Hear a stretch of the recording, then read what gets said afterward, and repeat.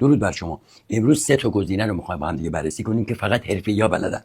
بچه‌هایی که آماتور هستن از این شیوه هستن استفاده نمی‌کنن و خیلی جالبه که یوتیوب به این 3 گزینه خیلی پوان میده. یک اصطلاح هست به نام سشن تایم. یوتیوب برای اونهایی که ویدیو رو طوری آپلود میکنن که سشن تایم بالاتری بگیرن، یوتیوب خیلی بهشون آفر میده، خیلی بهشون امتیاز میده. یکی از اون امتیازات اینه که اونا رو ریکامند میکنه. یعنی چی؟ یعنی وقتی شما یوتیوبتون رو باز میکنید، همین که یوتیوبتون رو باز میکنید، یه سری ویدیوهای شما رو همینجوری میاره مستقیم توی هوم آدمایی که توی یوتیوب دارن میگردن. ببین اینا، ببینید اینا رو میاره توی ویدیوی شما، بلافاصله پیشنهاد میده خودش، بهش میگن ریکامند شدن. موضوع بعدی، ویدیوی شما رو توی سجست میبره، توی پیشنهادها میبره. یعنی وقتی اینو من میزنم، این ویدیو رو میزنم، ببینید میاره پیشنهاد میده. این ویدیو رو میبینید، همزمان که اینو زدم یه سری اینجا پیشنهاد برای من میاره. اینا میبینید وقتی من اینو میزنم اینجا، این پیشنهادها رو برای من میاره. یه سری ویدیو برای من اینجا پیشنهاد میاره. بغل دست ویدیویی که دارید شما میبینید به شما میگه، ببینید، به شما میگه که این ویدیو هم هست، اونا رو هم ببینید، نگاه کنید. یه همچین چیزی من لوگوشو به صورت آماری دارم. وقتی شما یه ویدیو رو میبینید، یه سری ویدیو میاره کنار شما، به اینا میگن آپ نکست، یعنی پیشنهاد میده ویدیوی شما رو کنار اون ویدیو. چیکار کنیم که اینجوری بشه؟ اینو فقط حرفه‌ای‌ها بلدن. به من گوش بدید. موقع آپلود باید یه کارایی بکنید. همه بچه‌هایی که حتی تو کلاس حضوری منم میاد، روز اول نمیتونم این آپشن رو بهشون بدم، برای اینکه برای اونا اوایل کار سنگینه، گیج میشن، یه کمی میدونید سختشونه، پشیمون میشن، اصلا منصرف میشن، فکر میکنن یه غولی هست، نمیتونن اجراش کنن. امروز میخوام اینا رو یاد بگیریم. من الان یه ویدیو میخوام آپلود کنم که عین این 3 امتیاز رو بهتون بده که شما هم بتونید.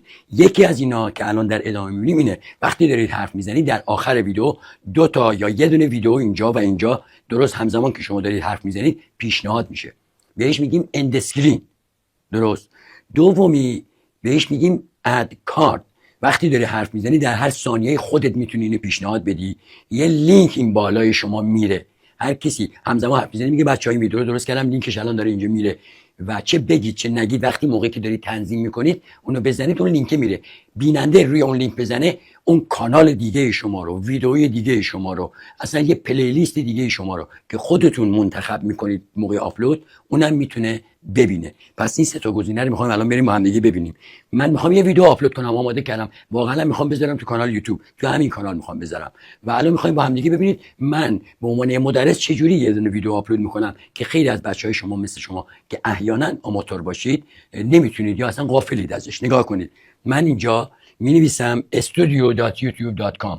ببینید studio.youtube. یعنی نقطه، اگر احیانا میگم یه موقع میگید فارسیش هم بگو، دارم میگم studio.youtube.com. اینو میزنم، من از طریق مرورگر آپلود میکنم، یعنی با همین کروم گوگل اینو سرچ میکنم و این صفحه من میاد. کل کانال یوتیوب منو مثل اینکه انگار پشت لپتاپ نشستم برای من میاره، از داشبورد من همه چیزامو اینجا دارم. در اینجا یا اینور یه دونه گزینه است به نام آپلود کردن، به نام اینجا انگلیسیش از کرییت، ایجاد کردن.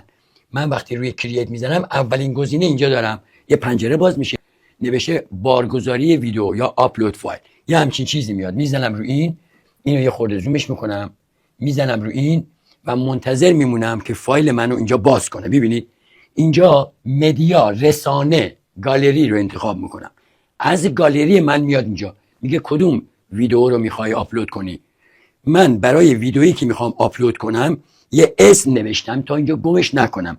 اسمش هست شرایط درآمدزایی. وقتی روی این ویدیو بزنم، اون ویدیویی که قبلا اسمش انتخاب کردم توی گالری میاد اینجا، منتظر میسم، اینجا بارگذاری میشه. الان این خود میبندمش، ببینید یه کمی میبندمش، همچین صفحه‌ای میاد.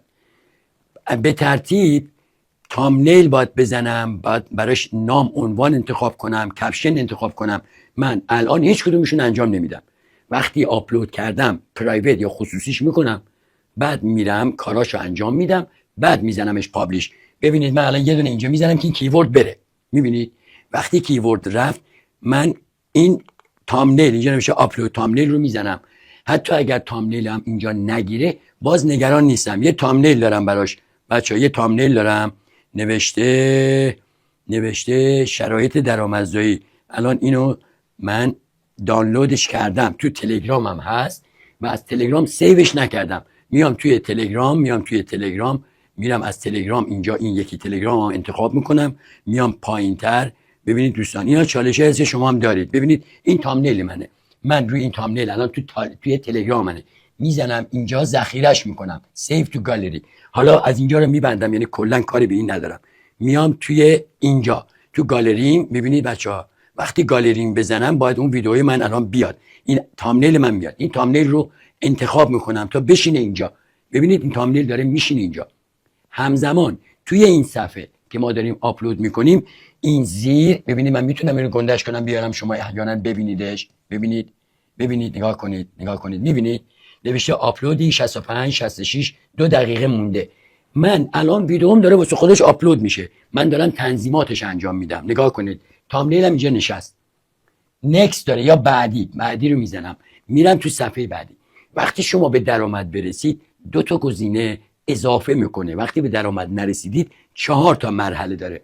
وقتی به درآمد رسیدید مانیتایز شدید 2 تا مرحله بهش اضافه میشه. یکی از این مراحل اینه که میگه هر بار از تو میپرسه قسمت مانیتیزیشن، یعنی درآمدزایی، آیا تو میخوای از این ویدیو هم درآمد بگیری؟ من روی این فلش که بزنم قسمت آن رو میزنم، آو نیست، آن رو تایید میکنم. وقتی آو رو تعیین کنم تمام، دان رو میزنم. وقتی دان رو زدم اینجا نکست رو میزنم، دیگه کاری ندارم. اینجا میرم مرحله بعدی. وقتی مرحله بعدی میرم یه فرم به من میده، میگه شما باید قبول کنی شرایط قوانین منو، آیا قبول داری؟ من میام اینجا این پایین، اینجا یه تیک داره، این تیک رو میزنم میگم بله قبول میکنم و اینجا سابمیت رو میزنم، یعنی من میپذیرم قوانین و شرایطی که تو برای درآمدزایی گذاشتی. درست؟ دوباره نکست رو میزنم. هنوز یه مرحله مونده که بریم اینجایی که الان داریم با هم صحبت. اینجا اون 2 بخشی هست که من باید خدمتت بگم. من قبل از اینکه اینو برم اینجا برگردم و باز برمیگردم اینجا یه دونه بخش است من الان یادم رفت، باید